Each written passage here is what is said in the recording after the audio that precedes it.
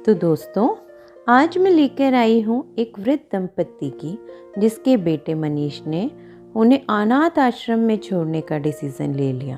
और आगे क्या हुआ जानते हैं आगे की कहानी में। तो चलिए शुरू करते हैं आज की कहानी।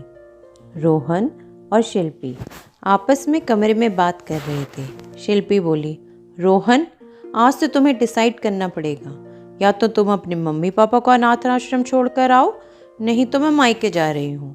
दिन भर ऑफिस में काम करो और घर आकर इनकी जी हजरी करते रहो। अब मैं थक चुकी हूँ, आज तो तुम्हें डिसीजन लेना ही पड़ेगा। रोहन, जो रोज रोज के झगड़ों से तंग आ चुका था, बोला, ठीक है, कल मैं इन दोनों को अनाथ आश्रम में छोड़ आऊँगा।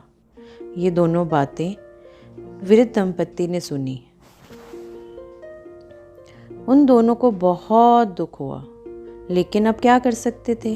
अपनी तरफ से कभी कोई कमी नहीं छोड़ी थी। रोहन को पढ़ा लिखा कर अपना सारा बिजनेस उसके नाम करके आज उनके बेटे के लिए वो दोनों बोझ बन गए थे। शरीर में जान तो थी नहीं, जितनी कोशिश कर सकते थे अपनी बहू की हेल्प कर दिया करते थे, लेकिन अब बूढ़ी हड्डियां जवाब दे रही थी, इसलिए ज़्यादा कुछ करते बनता नहीं था।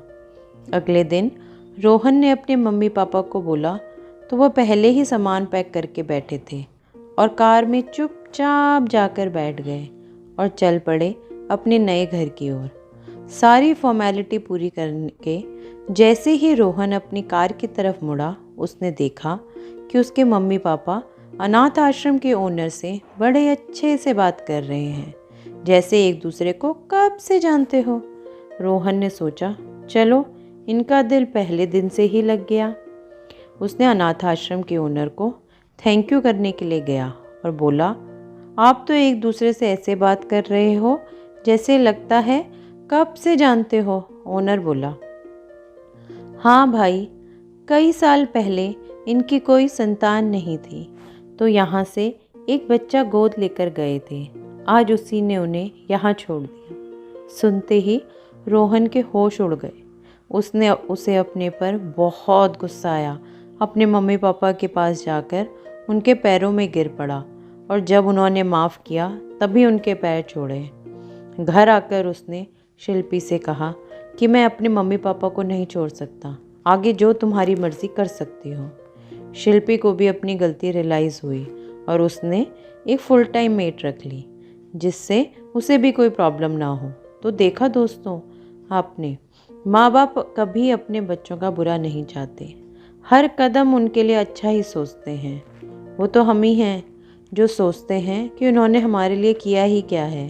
और एक चीज़ और, कई बार किसी भी प्रॉब्लम का एक छोटा सा सॉल्यूशन होता है जिसे हम नज़रअंदाज कर देते हैं और कोई गलत कदम उठा लेते हैं। तो दोस्तों, अगर आपको मेरी ऐसी शिक्षाप्रद कहानियाँ पसंद आती हैं तो इसे लाइक और शेयर करना ना भूलें और कमेंट करके ज़रूर बताएं और इंतज़ार करिए मेरी अगली कहानी का।